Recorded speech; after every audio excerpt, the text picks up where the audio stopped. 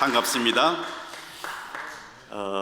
목사님이 너무 과찬을 해주시긴 하셨습니다만은 저는 온양온천에서 태어나서 이름이 김온양입니다.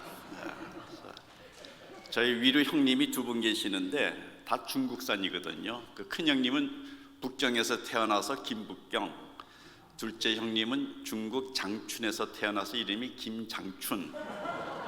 근데 저만 이제 6.25 사변 때 피난 가다가 온양온천에서 나서 온양이 돼서 중국산은 뭐 별 볼 일 없습니다만 그래도 제가 국산으로 여러분들과 함께 저희 집에 그 재미있는 일이 이제 그런 거죠. 이름을 그 난 동네를 따서 하는 바람에 제 조카들이 이제 런던에서 나서 이름이 김런던이도 있고요.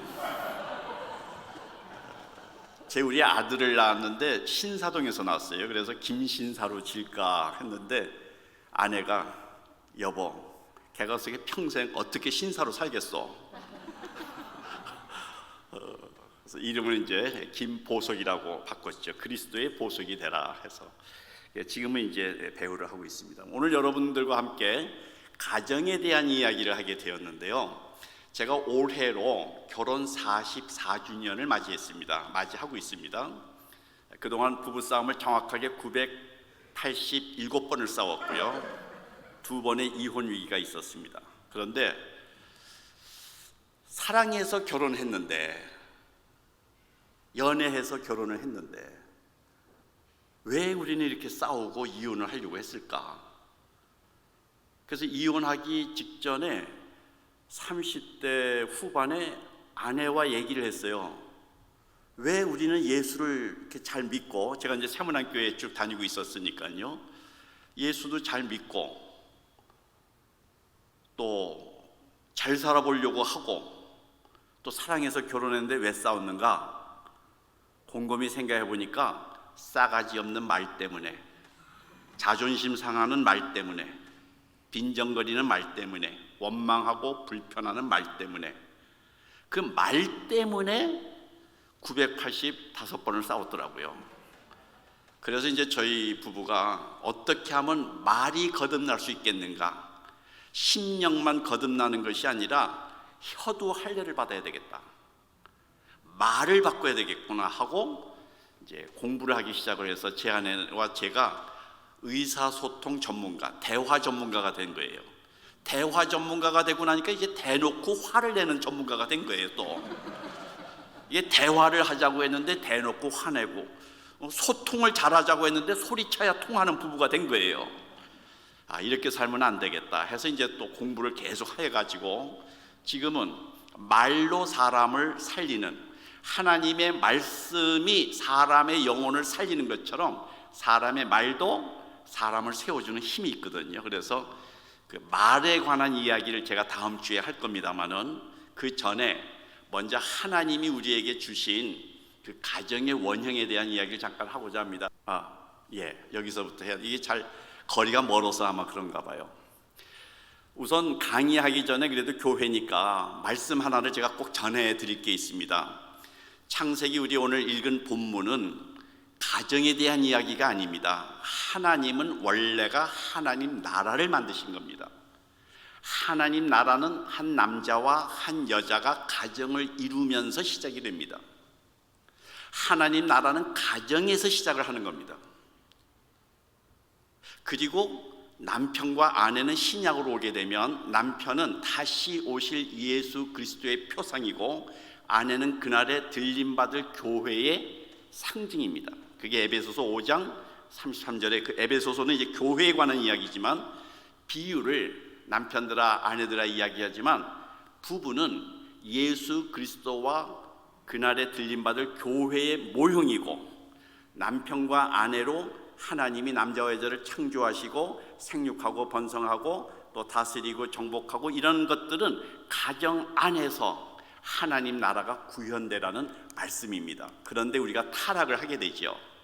그래서 가정이 깨지게 됩니다. 관계가 깨지게 되죠.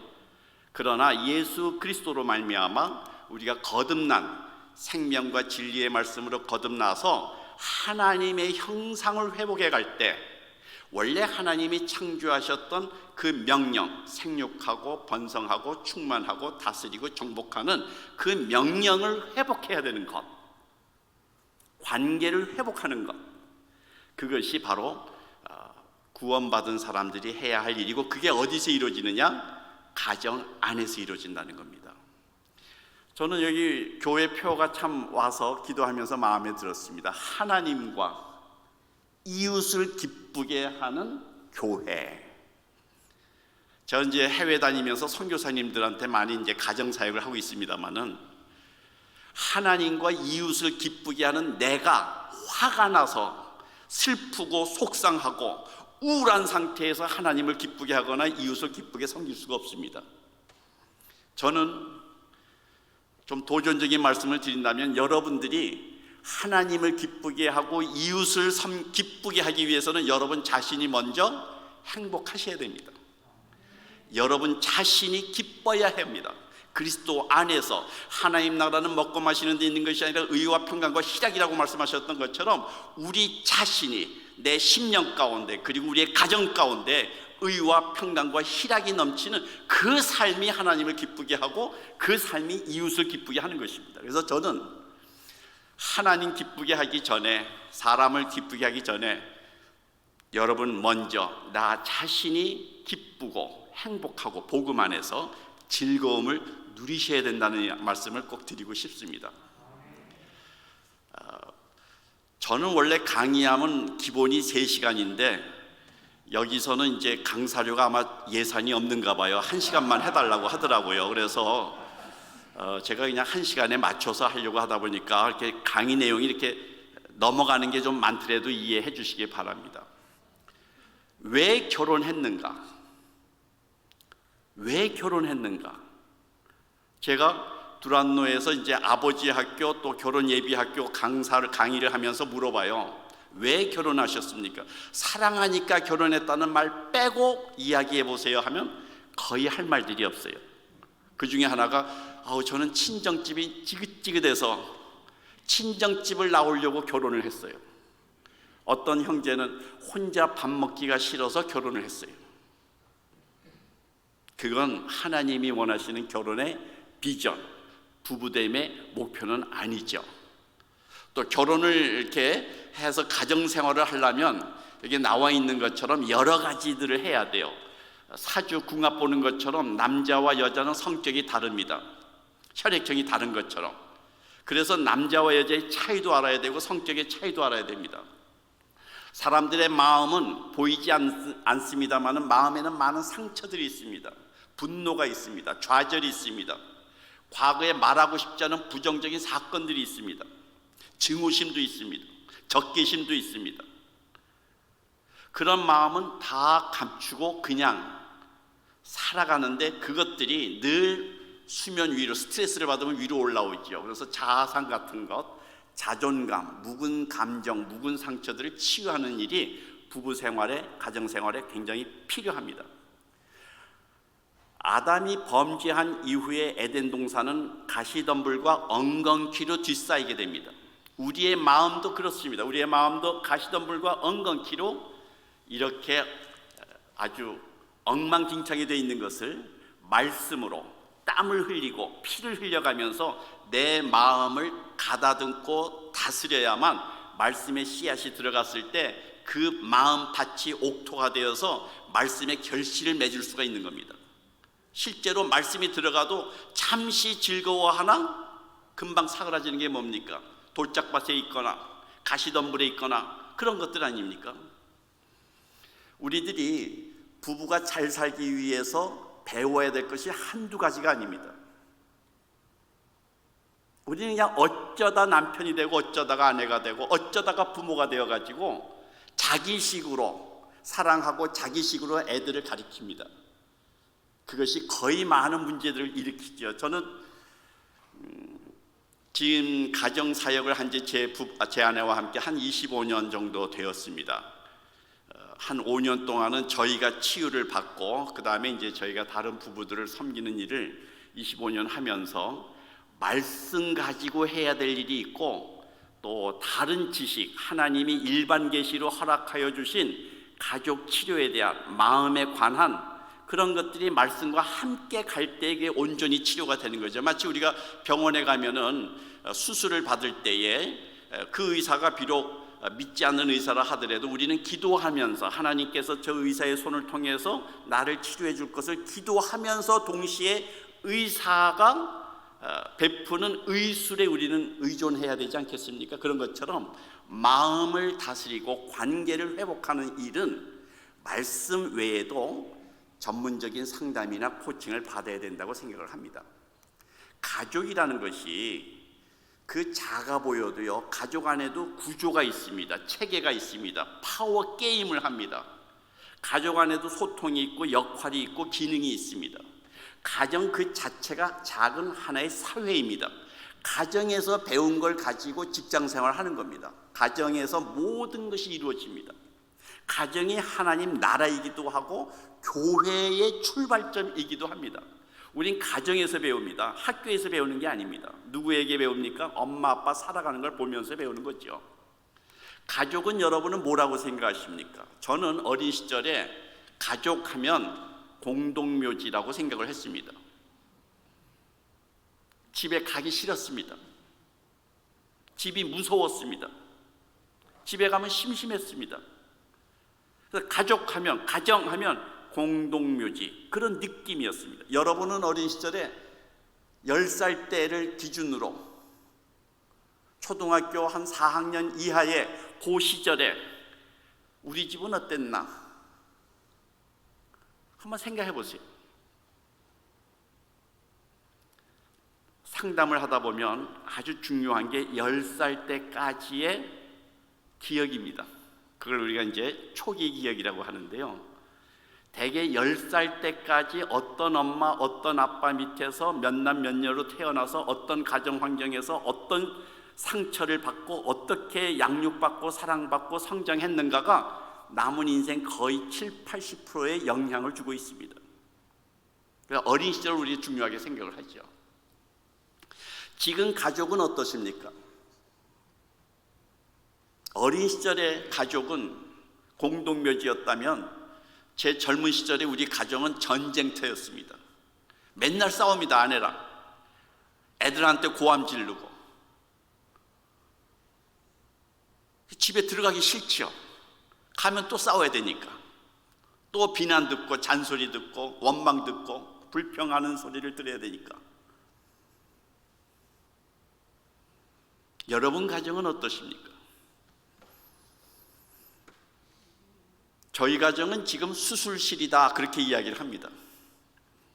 아프기도 하지만 그것은 회복되는 고통, 저절로 되지 않습니다. 노력을 해야 됩니다. 손에 흙을 묻혀야 되고 땀을 흘려야 정원을 가꾸는 것처럼 가정도 그렇습니다. 가정은 앞서 말씀을 드린 것처럼 하나님 나라를 구성하는 출발이고 남편과 아내는 교회와 예수 그리스도의 모형이라고 말씀을 드렸습니다. 가정에서 어떻게 사느냐가 그게 복음 전도입니다. 자녀들에게 바깥에 나가서 전도하는 게 아니라 아빠 엄마 살아가는 모습을 보니까 아이들이 말을 하지 않아도 나도 예수 믿고 싶다 그렇게 나와야 되는 거죠. 제가 상담하는 청소년들, 청소년이라기보다는 되게 20, 30대 청년들이 찾아오는데요. 대부분 부모가 목사님은 장로들입니다. 그리고 그 아이들이 하는 얘기는 나는 절대 교회 안 나갈래요. 엄마 아빠가 믿는 예수라면 나는 믿고 싶지 않아요 라고 하소연하는 청년들이 적지가 않습니다. 왜 그렇죠? 사랑을 하지 않고 율법적으로 하라와 하지 말라로 계속 정죄를 하기 때문에 그렇습니다. 그래서 걔네들의 하나님은 무서운 하나님, 하라와 하지 말라를 계속 강조하시고 잘못하면 혼내시는 하나님으로 각인이 되어 있습니다. 용서하고 사랑하는 하나님이 아니고요. 여러분의 자녀는 어떻습니까? 저도 이혼을 하기 위해서 가정법원을 간 적이 있었습니다.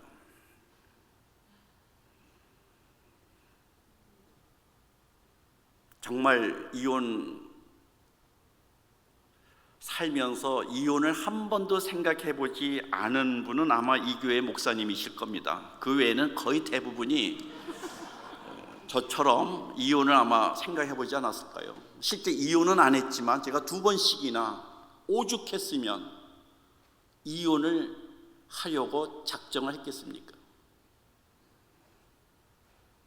그런데 너무 재미있는 사실은, 이제 제 아내는 지금 가정법원에 조정위원으로 봉사를 하고 있습니다만은 이게 하나님의 역설이죠. 이혼하려고 했던 우리 부부가 이제는 가정법원에서 이혼하러 오는 사람들을 도와주는, 그래서 이혼을 이렇게 하지 않도록 잘 살 수 있도록 도와주는 일을 하고 있습니다만은, 옛날 1960년대, 70년대, 80년대만 해도 외도하면 이혼 1순위였습니다.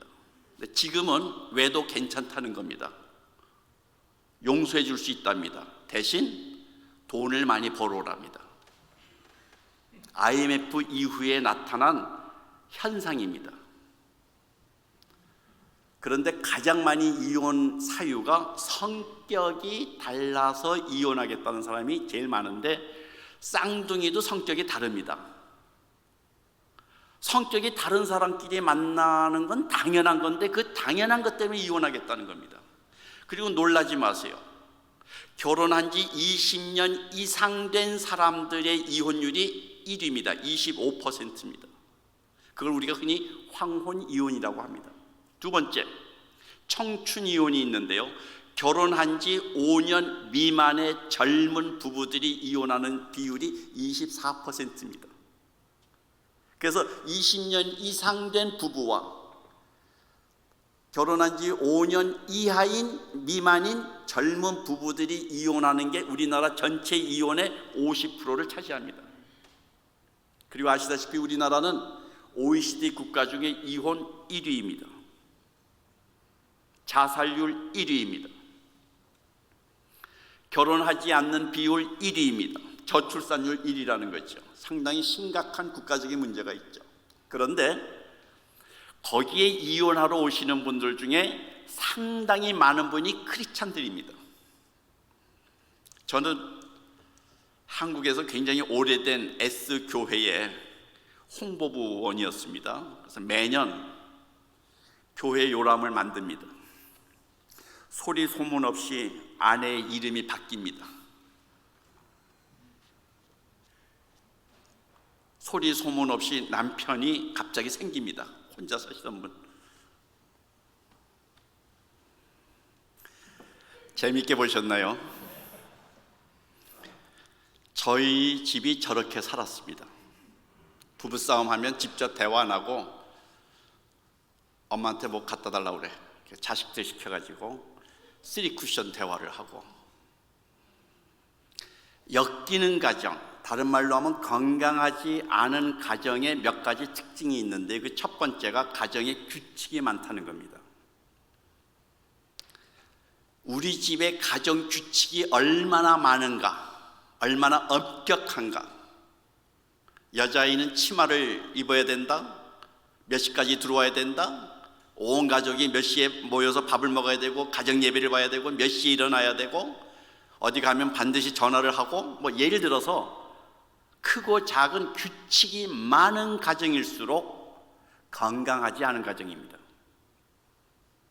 뿐만 아니라 규칙이 많으면 규칙을 어길 확률이 많기 때문에 규칙을 어길 때마다 혼나는, 비난하는, 책임을 추궁하는, 변명해야 되는 그런 대화를 갖게 됩니다. 뿐만 아닙니다. 건강하지 않은 가정에는 비밀이 많습니다. 가족이 다 알지만 말하지 않는 비밀이 있습니다. 저희 아버지가 여자를 좋아했습니다. 저희 아버지, 제가 엄마라고 부른 여자가 3명이 있는데요. 본부인이 하나 있었고요. 그게 이제 북경이와 장춘이를 낳은 우리 배다른 형님들이고요. 저를 낳은 이제 우리 둘째 그 생모가 있죠. 저희 어머니가 폐결핵으로 이제 죽게 되니까 또 다른 여자와 얻어서 살았습니다. 우리 집에 다 아는 비밀이에요. 근데 절대 얘기하지 않습니다. 저도 아버지 피를 닮아서 여자를 좋아합니다.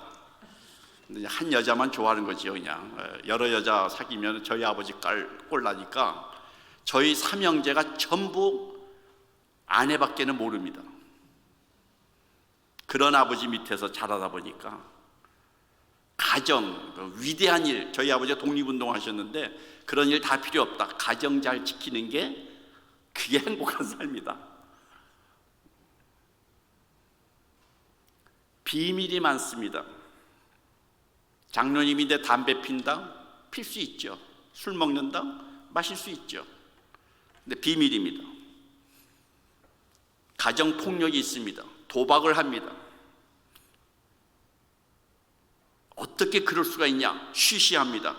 가족은 다 알지만 말하지 않는 비밀들이 있다는 겁니다. 비밀이 많을수록 그 가정은 건강하지 않은 가정, 병든 가정입니다. 제가 와서 보니까 이제 사모님이 수필책을 내셨는데 나는 남편이었습니다. 그 비밀이 아닌 거죠. 다 까발리는 거니까. 그 건강한 가정입니다. 아주. 정말 남편이 없다고 생각하면 그 얘기도 못하지요. 여러분들은 가정에 어떤 비밀이 있습니까? 애가 대학을 못 들어간 것도 비밀입니까? 혹시 발달장애를 갖고 있거나 신체적으로 어려움이 있으면 그게 비밀입니까? 옛날에는 문제가 있는 애들은 다 벽장 속에 가둬놓고 기른 적도 있지 않습니까? 그게 다 비밀이죠. 시아버지가 딴 살림에서 혼외자를 낳았습니까? 그것도 다 비밀이죠. 제가 우리 아버지 얘기를 하는 것은 아버지가 창피한 일이지 제가 창피한 일이 아니거든요.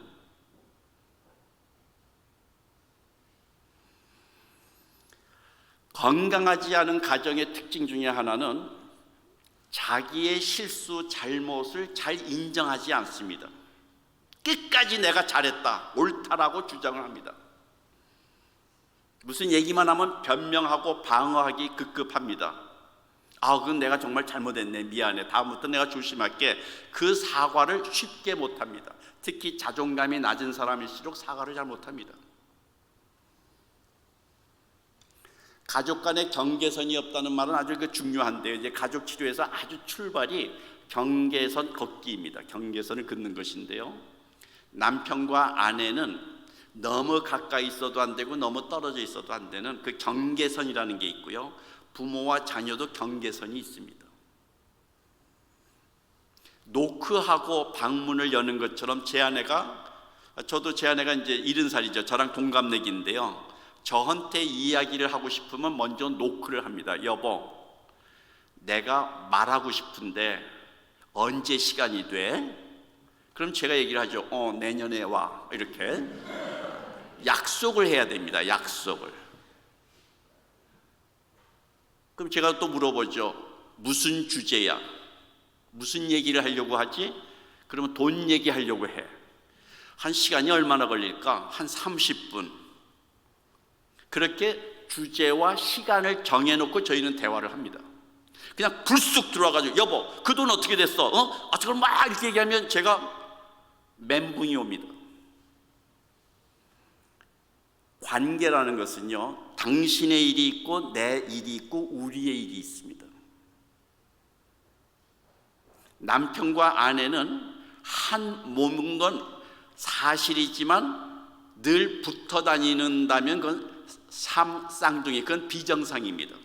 홀로 있어야 될 때가 있고 따로 있어야 될 때가 있고 함께 있어야 될 때가 구분을 할 수 있어야 됩니다. 그건 당신 일이고 이건 내 일이고, 그건 당신 책임이고 이건 내 책임이고, 이거는 우리가 해야 될 일이고, 이런 경계선을 갖는 것이 건강한 가정의 특징입니다.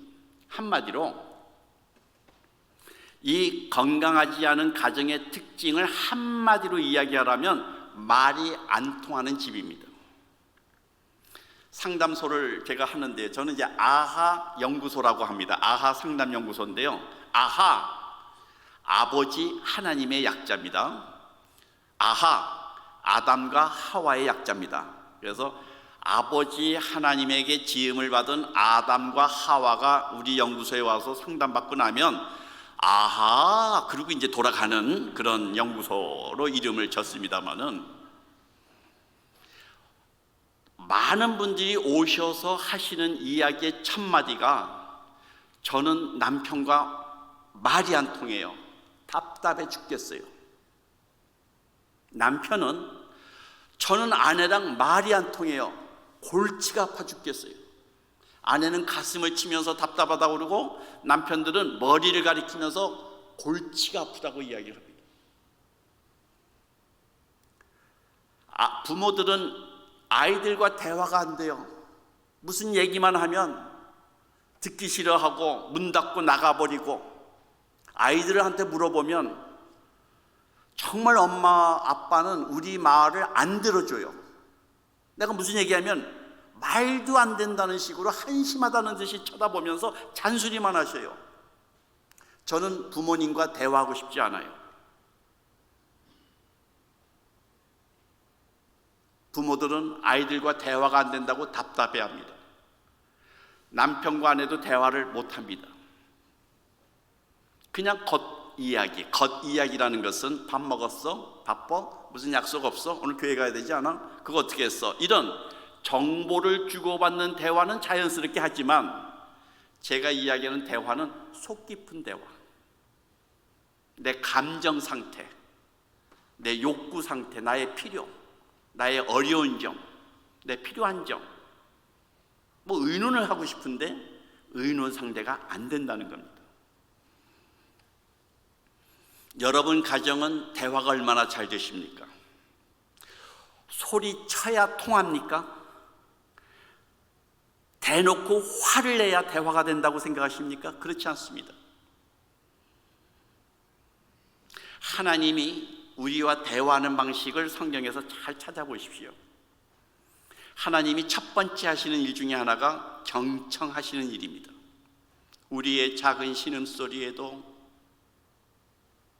귀를 기울이시는 하나님, 우리의 울부짖는 기도 소리에도 귀를 기울이시는 하나님, 누군가가 나사렛 예수여 하고 불렀을 때 가시던 길을 멈추고 몸을 돌이키사 주목하여 가로되 듣기를 원하시는 하나님. 여러분들은 대화를 할 때에 제일 먼저 해야 될 일은 경청하는 일입니다. 사실은 이청득심이라는 말이 있지 않습니까? 들음으로써 마음을 얻는다. 이제 부부 상담이 이렇게 와서 대화가 안 된다고 했을 때 제가 여러 얘기를 이제 충분히 공감을 해준 다음에 차 한 잔을 마시게 한 다음에 차 한 잔을 마시고 이제 질문을 해요. 연애 때 이야기를 합니다. 연애 때로 다시 돌아가서 그때 어땠느냐라고 물어보면, 그때는 남편들이, 남자친구죠, 그때는 남자 애인이 잘 들어줬다는 거예요. 그때는 여자친구인, 지금 아내인 그 여자친구가 그때는 나한테 비난을 하거나 원망을 하거나 투덜대거나 잔소리하지 않았다는 거예요. 그래서 결혼을 했는데, 결혼하고 나서는 남편이 내 말을 들어주지 않고, 결혼하고 나니까 아내가, 그 얌전했던 아내가 이제 잔소리를 하기 시작을 하고, 그래서 점점 대화하기가 싫어졌다는 거예요. 아주 단순한 이유로 대화가 멈춰진 곳에서 오해가 생기고 갈등이 생기고 관계에 단절이 생깁니다. 구원을 받았다는 게 뭐예요? 하나님이 말씀을 보내십니다. 그리고 그 말씀을 가졌을 때 구원이 이루어지는 겁니다.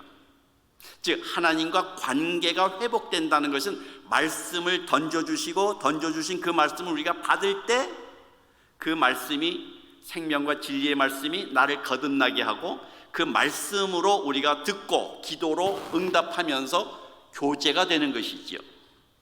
구원이라는 크리스찬은 아주 단순합니다. 하나님과 교제하는 관계가 성도 아닙니까? 말씀이지 왔다 갔다 하는 거죠. 그렇다면 하나님의 형상을 닮은 우리들은 어떻습니까? 아내와 남편이, 부모와 자녀 간에 말이 주거니 받거니 교환되어야 합니다. 그래야 관계가 연결되는 것이죠. 대화를 안 한다는 건 관계가 끊어졌다는 의미입니다. 대화가 된다는 것은 관계가 연결됐다는 뜻 아니겠어요?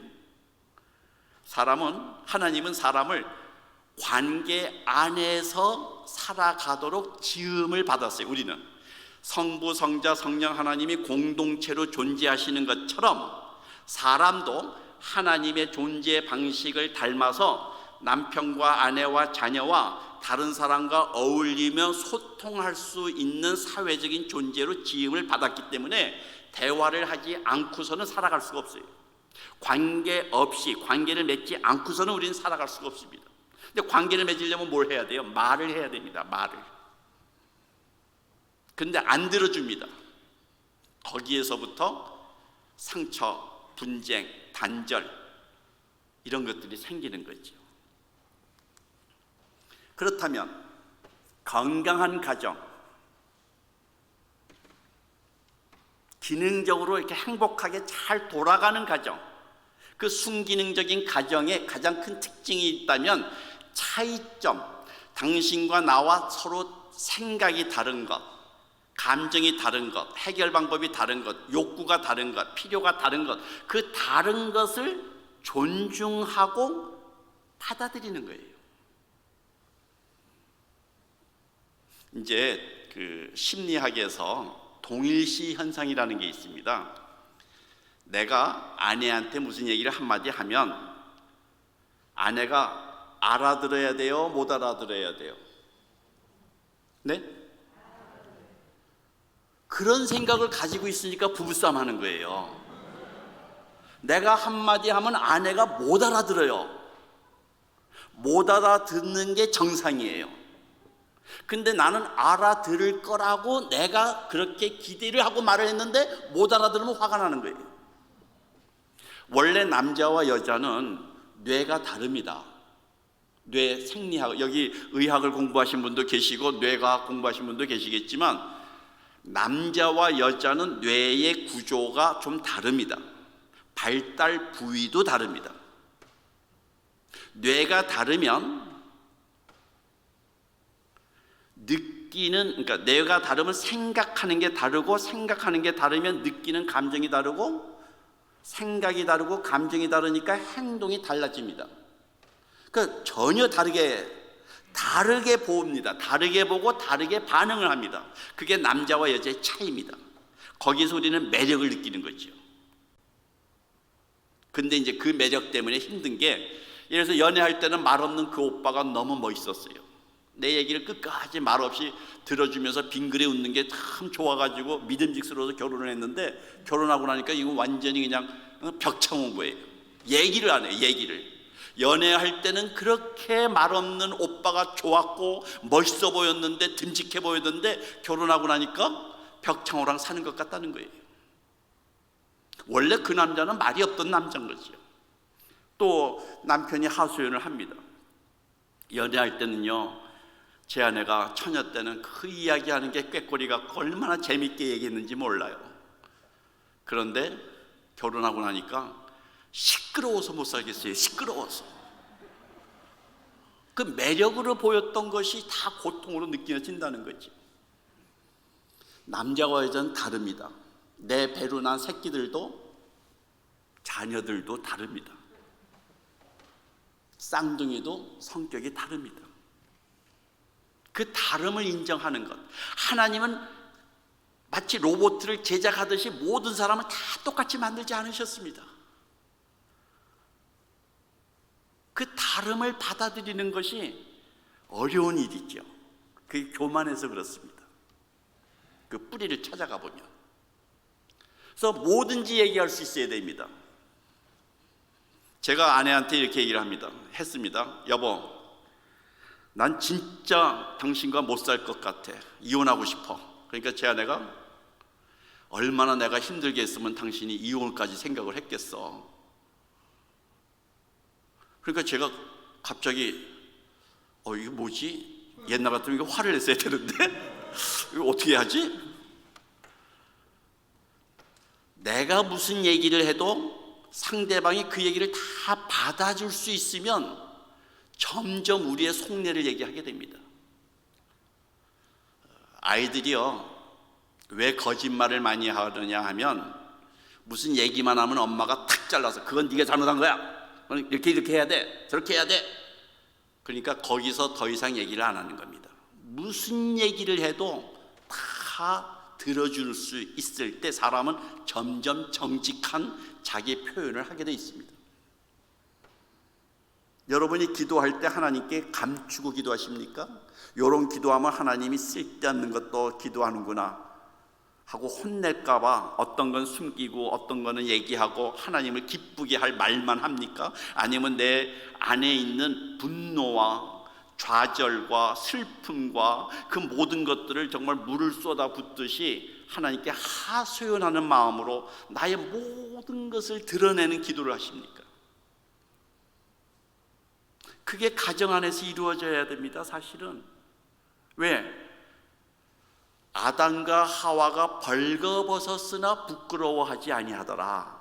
그 이야기는 단순히 신체적인 얘기만 하는 것이 아닙니다.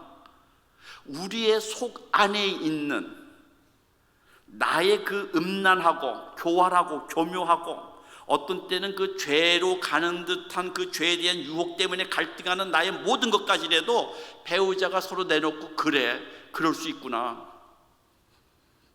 받아주고 공감해 주는 것, 그러니까 동의해 주는 것과 공감해 주는 건 다릅니다. 제 아들이 예를 들어서 아빠 연기 생활하는 게 너무 지치고 힘들어서 나 마약하고 싶어, 그렇게 얘기하면 제가 뭐라 그래야 돼요? 여러분 뭐라 그럴 거예요? 미쳤어? 미쳤어? 그렇겠죠. 근데 제가 그렇게 얘기해요. 얼마나 힘들면 마약을 하고 싶을 정도로 스트레스를 받았겠니? 근데 마약보다 좋은 게 신약이 있고 구약이 있는데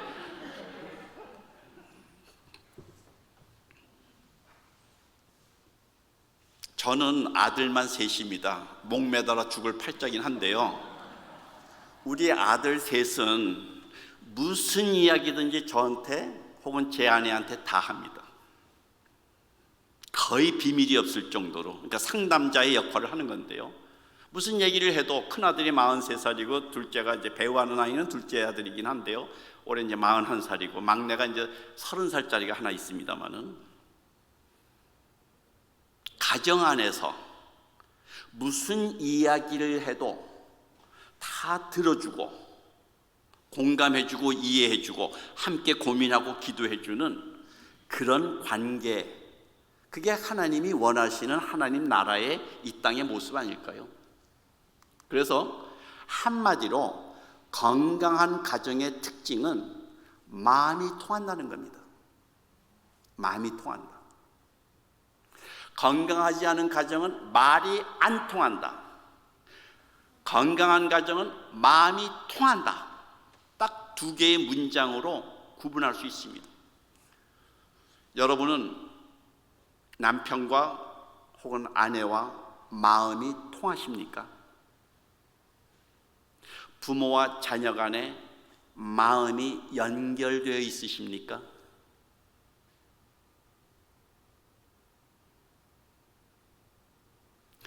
혹시 하나님과 내가 마음으로 연결되어 있다고 생각하십니까?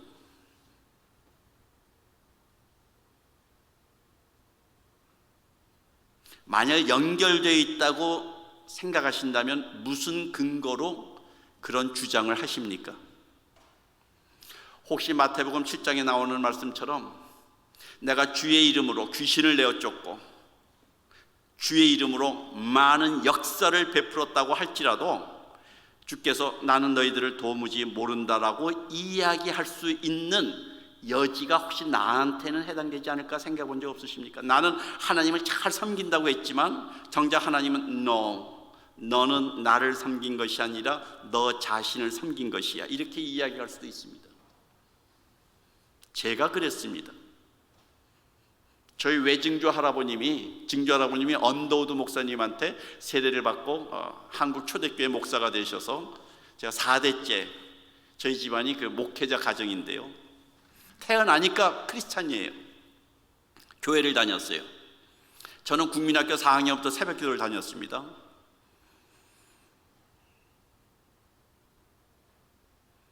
그런데 40살에서야 비로소 제가 말씀으로 회심하는 사건이 생기게 됩니다.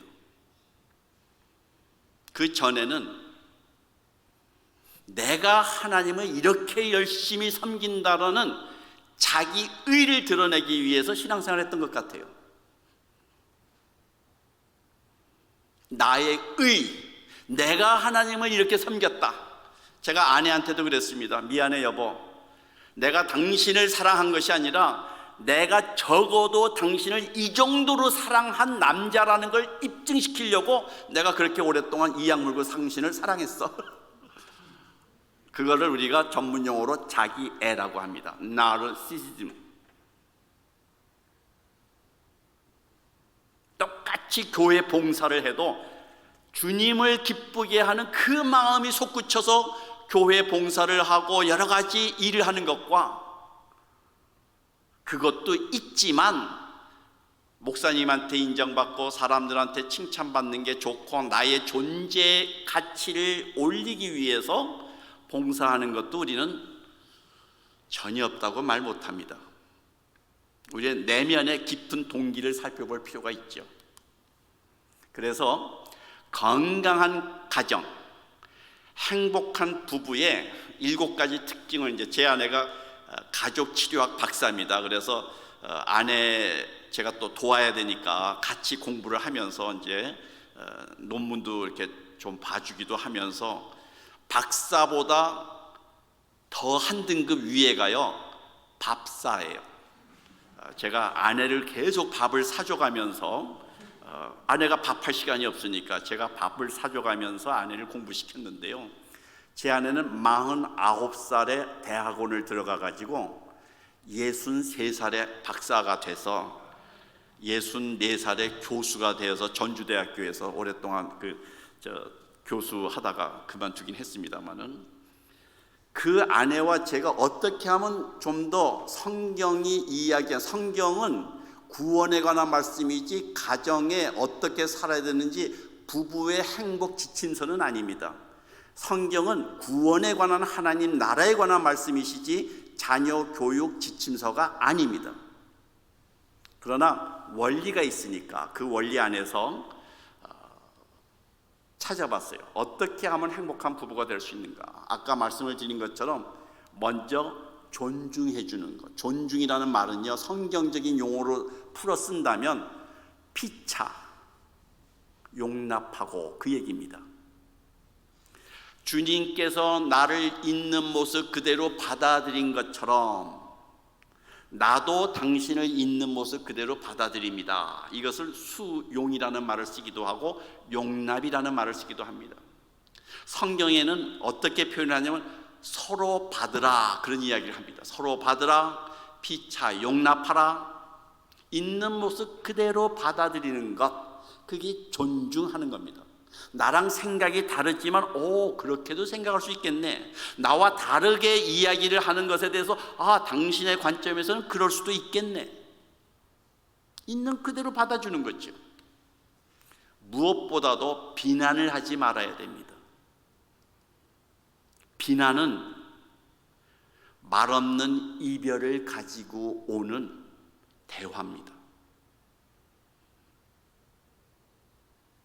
비난, 비교, 무시하는 말, 아이고 꼴에 사내라고 경멸하는 말, 그런 사소한 말들이 얼마나 상처를 주는지 모릅니다. 자존심을 상하게 하는지 모릅니다.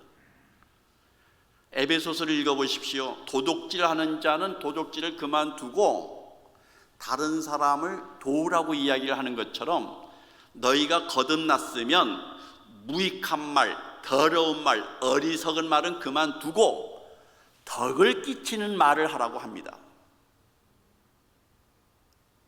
적극적으로 나의 옛사람의 모습을 벗어버리고 그리스도 안에서 새 사람이 된 사람답게 말이 변해야 된다는 이야기를 하는 겁니다. 저는 구원을 받았는지 안 받았는지 그 사람이 믿음이 어떤지는 알 수가 없습니다. 그건 오직 하나님만이 아시지만은 그 사람이 하는 말로 들어보았을 때에 그 사람의 심령이 어떠한지는 추측해 볼 수는 있습니다. 왜냐하면 사람은 마음에 가득한 것을 입으로 말함이니라. 예수님께서 복음서에서 여러 사례들이 있습니다마는 사람은 마음에 가득한 것을 말로 표현을 합니다.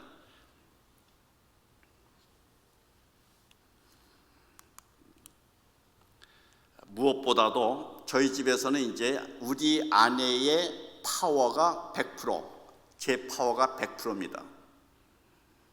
그래서 무슨 일을 하려고 하면 반드시 의논을 해서 합의를 봐야 됩니다. 합의가 안 되면 그 일을 못 합니다. 여기다 결혼하셨으니까 성생활도 제가 아내가 동의를 해야 성관계를 갖습니다. 돈을 쓰는 일도 10만 원 이상이 쓸 때는 반드시 둘이 의논하고 합의해서 합니다. 일방적으로 남편이 결정짓고 일방적으로 아내가 결정짓는 일은 건강하지 않은 가정의 모습이지. 쉬운 일은 아닙니다만은 저는 이제 1시간이 다 돼가니까 이렇게 마무리를 할게요. 여러 가지가 있습니다만은 행복한 가정의 7가지 특성이 있고 또 행복한 부부의 7가지 특성이 있는데 이것을 줄여서 딱 3가지로 요약을 한다면 첫 번째가 서로 존중하라. 성경적인 용어로는 서로 용납하라. 피차 있는 모습 그대로 받아들여라. 그 얘기입니다. 두 번째가 정서적 교류입니다. 이것은 부부만이 주고받는 특별한 영역입니다. 제가 다른 여자와 정서적인 교류를 하면 그게 외도하는 겁니다. 아내와 남편이 마음을 주고받는 것에 정서라는 것은 희노애락, 감정을 주고받아야 된다는 이야기입니다. 나 이래서 슬퍼, 이래서 속상해, 나 이래서 즐거웠어. 그런 이야기를 내가 마음 놓고 하고 그리고 상대방은 그랬어? 그랬구나. 많이 힘들었겠구나. 공감해주고. 제 어머니가 우리 아내가 천국을 간다면 자기는 지옥을 가겠다고 합니다. 얼마나 고부간의 사이가 안 좋았으면 그랬겠어요. 제 아내가 너무 힘든 이제 젊은 시절에 제 아내도 너무 힘든 게요. 결혼을 해보고 보니까 제가 이제 할머니 밑에서 자랐는데 외할머니 밑에서 이제 과부 할머니 있죠. 저희 어머니도 남편 없이 혼자 된 여자죠. 게다가 또 배다른 누나가 또 과부 누나가 왔으니까 홀 시할머니, 홀 시어머니, 배다른 홀 시누이에 남자 하나 있는데 시집을 왔으니 얼마나 힘들었겠어요. 전 너무 이해가 가요. 너무 이해가 가요. 제 아내가 나는 당신 엄마 안 보고 싶어 그러더라고요. 그래서 내가 우리 엄마 죽일 수는 없잖아. 그러니까 이해해. 만나지 말어. 나만 갈게. 나만 잘할게. 그래서 제 아내가 우리 시어머니를 7년간 만나지 않았어요. 제가 제 어머니 편을 들어야 되겠습니까? 제 아내 편을 들어야 되겠습니까? 성경은 아내 편을 들라고 이야기합니다. 그게 관계 우선순위거든요. 지금은 뭐 너무 잘 지냅니다.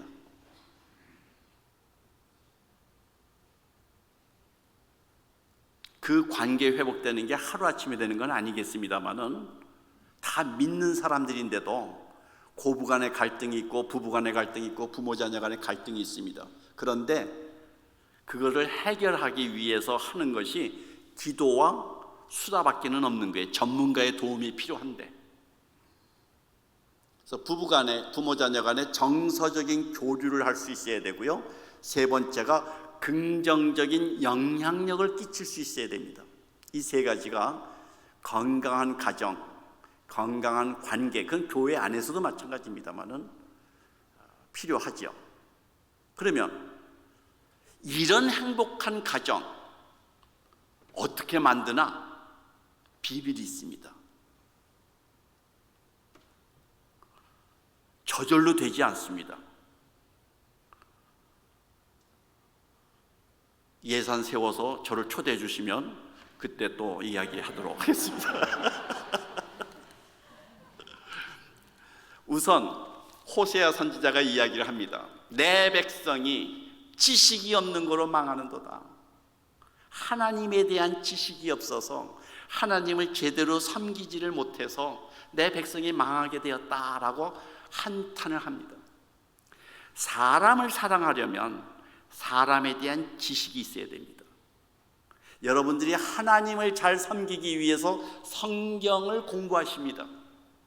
창세기에서 계시록까지 하나님 나라 관점에서, 여기서 성경이 읽어지나 공부하셨는지 모르겠습니다만은 또 언약 신학적 관점에서, 구속사적 관점에서 성경 공부를 하는 이유가 뭡니까?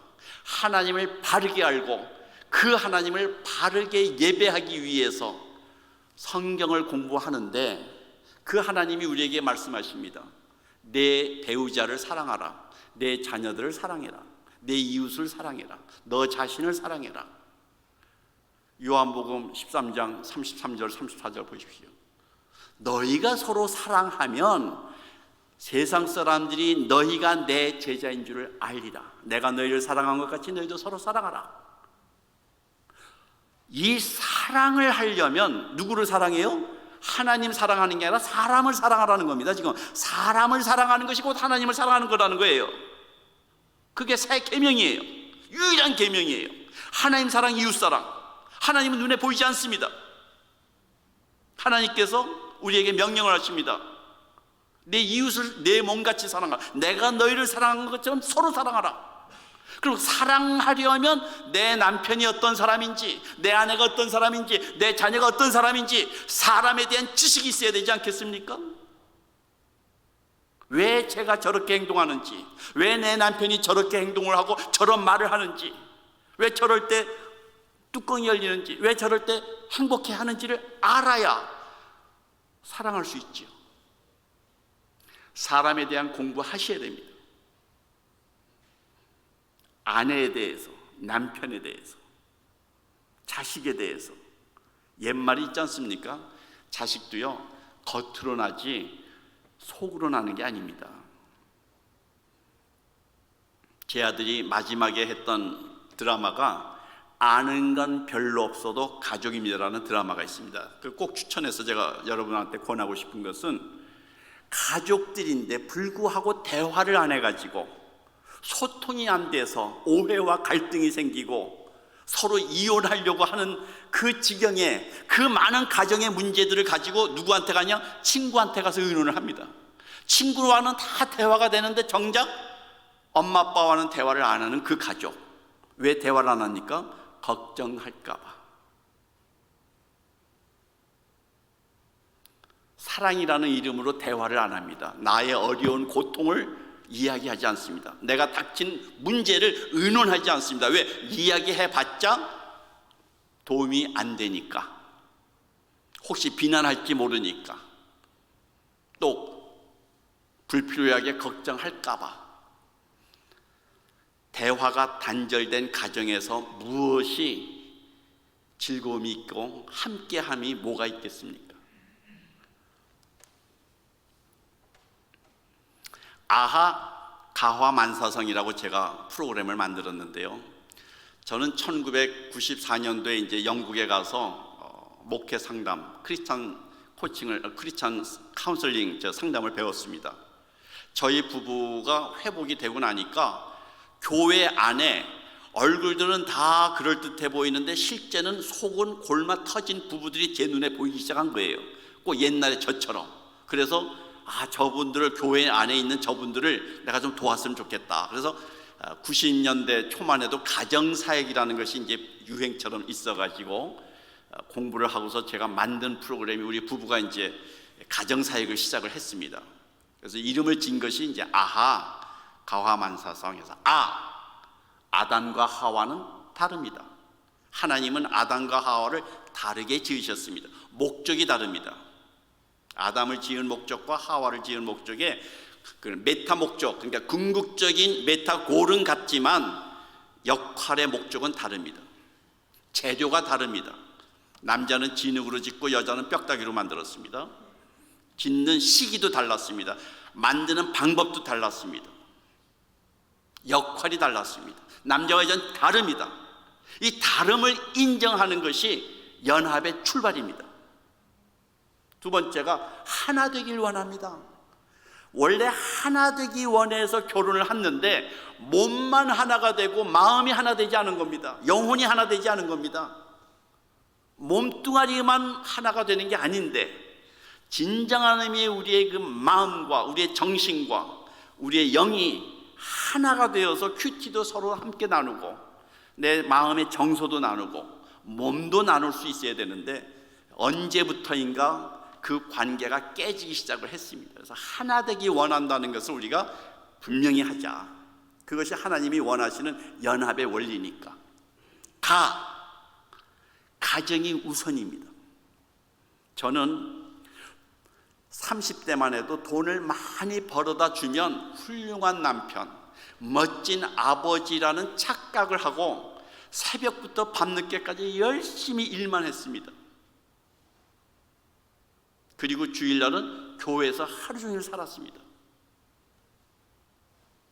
저는 그게 잘 사는 거라고 생각했습니다. 저는 20살부터 직장과 교회와 집은 걸어서 5분 거리였습니다. 그 교통시간도 아까워서 그렇게 열심히 살았는데 잘못 살았습니다. 제일 중요한 것이 가정이었습니다. 왜? 가정이 하나님 나라였고 가정이 교회의 출발이었기 때문에. 우선순위가 어떻습니까? 여러분의 우선순위, 삶의 우선순위, 시간의 우선순위, 관계의 우선순위.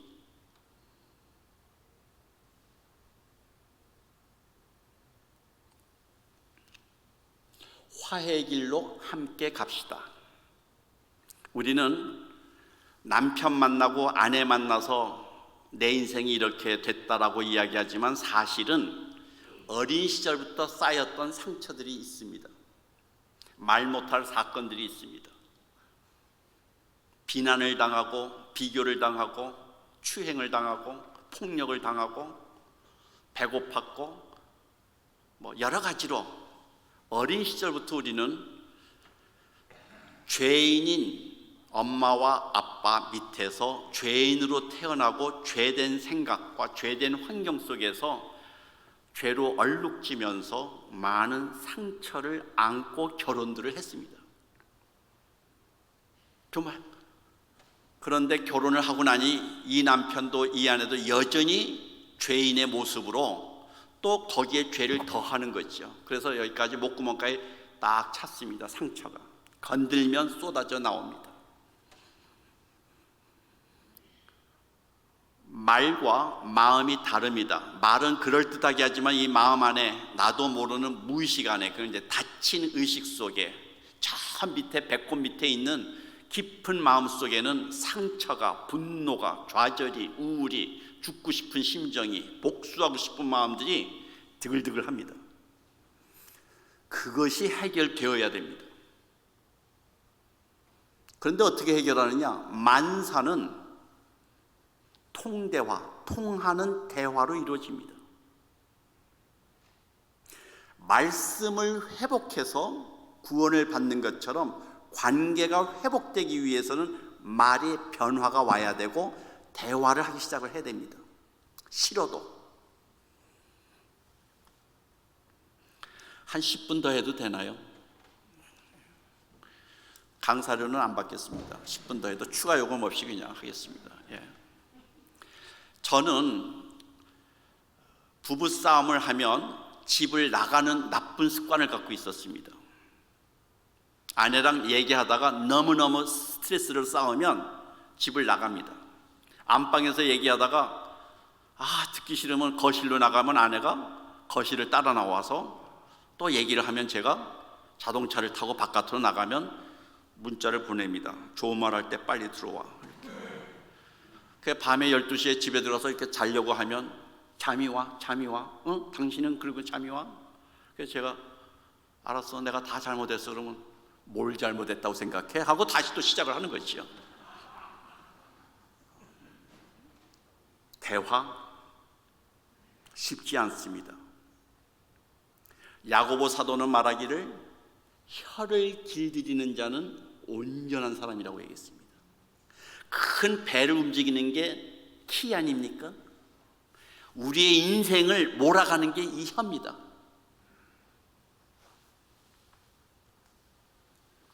신발 중에서 다 닳아버리는데 끝까지 닳지 않는 부분이 요겁니다. 요거요. 요거를 영어로 뭐라고 하는지 아세요? shoes, tongue. 신발의 혀라고 합니다. 다 닳아버려도 요 shoes, tongue, 요거는 닳지 않듯이 나이 먹어서 다 늙고 병들어도 요 놈의 혓바닥은 여전히 살아 움직입니다. 이 혀를 길들이는 것이 성화입니다. 이게 성숙입니다. 성경의 잠언을 읽어보십시오. 우리가 죄를 짓기 시작하는 게 혀에서부터 시작을 합니다. 목구멍에서, 목젖에서, 입술에서, 말에서. 혀를 다스리는 것, 말을 바꾸는 것이 성화라고 저는 감히 생각을 할 정도입니다. 그리고 사랑은 표현해야 합니다. 꼭 말해야 알겠어? 그런 게 아니죠. 사랑은 표현해야 됩니다. 우리가 찬양을 할 때 얼마나 은혜롭습니까? 하나님을 찬양하는 그 간절한 마음이 표현되어집니다. 하나님이 귀가 없어서 우리가 고함 지르는 거 아니지 않습니까? 사랑은 고백되어야 되고 표현되어야 합니다. 아내들이 무슨 큰 가방 원하는 거 아닙니다. 조그만 가방도 그 루이비통 같은 거 좋아합니다. 작은 거 좋아합니다. 무슨 관광버스 사달라는 거 아닙니다. 작은 그냥 벤츠 하나 사달라는 겁니다. 뭐 이렇게 거창하게 생각하지 마십시오. 표현하셔야 됩니다. 그러나 성장하는 가정, 자라가는 가정, 소통하는 가정에는 특별한 비밀이 있습니다. 저희 집에서는 그것을 팸팅이라고 이야기를 하죠. 패밀리 미팅의 약자긴 한데요. 그 팸팅을 통해서 저희 가정은 많이 성장했습니다. 가정 예배보다도 가정 예배 드리는 것에 저는 찬성을 하면서도 그게 부모가 자기 신앙 수준에서 끌고 가는 가정 예배는 어린아이들한테는 다 고문일 수도 있습니다. 그 환경에 맞추어서 5살짜리, 10살짜리, 15살짜리, 20살짜리 소위 얘기하는 생애 발달 단계에 맞는 대화가 돼야 되고 가족의 문화를 만들어 가야 됩니다. 신앙도 마찬가지죠. 여러분 중에 정말 원수를 사랑하는 분 계십니까? 원수도 등급이 있어요. 1등급에서부터 5등급까지. 어떤 원수는 일주일이면 용서가 되는데 어떤 원수는 평생 가도 용서하기 어려운 원수가 있습니다. 저 사람이 원수를 용서했다고 나도 할 수 있는가? 그렇지 않습니다. 사람마다 다 다릅니다. 믿음의 크기가 다릅니다. 믿음의 분량이 다릅니다. 누구는 쉽게 하지만 누구는 어렵게 할 수밖에 없습니다. 여러분 중에 혹시 누가 오리를 가자 하면 십리를 가는 사람이 있습니까? 저는 그런 사람 한 번도 만나보지 못했습니다. 우리의 실력이, 우리의 믿음의 수준이 그렇게 대단한 게 아니듯이 그럼에도 불구하고 하나님은 각 사람의 그 수준에 맞추어서 우리를 사랑하고 용납하고 훈련시켜 가는 것처럼 우리들도 서로를 불쌍히 여기며 애처롭게 여기며 긍휼히 여기며 있는 모습 그대로 받으면서 말씀에 기초해서 한 발자국 아니 반 발자국 조금씩 앞으로 나가는 그런 성도 여러분이 되기를 바라겠습니다. 기도하겠습니다. 하나님 아버지, 아담 안에서 죽었던 저희들을 생명과 진리의 말씀으로 거듭나게 하여 주시고, 이제는 예수 그리스도 안에서 의와 평강과 희락을 누리는 하나님 나라의 백성으로 삼아주심을 감사합니다. 무엇보다도 저희가 있는 가정 안에서 남편과 아내 사이에, 부모와 자녀 사이에 하나님 나라가 임재하기를 원합니다. 그래서 우리의 가정이 우리의 예수 그리스도의 의로 말미암아 희락과 평강을 누리며 우리의 기쁨이 하나님을 기쁘게 하고 이웃을 기쁘게 하는 교회로서 서갈 수 있도록 축복하여 주시옵소서. 무엇보다도 우리의 혀에 성령의 할례를 베풀어 주시어서 혀가 거듭나게 하여 주시고, 우리의 말을 듣는 사람마다 유익하게 될 수 있도록, 사람들을 세워주고 살려주는 말이 될 수 있도록 은혜 베풀어 주시옵소서. 예수님의 이름으로 간절히 기도드리옵나이다. 아멘.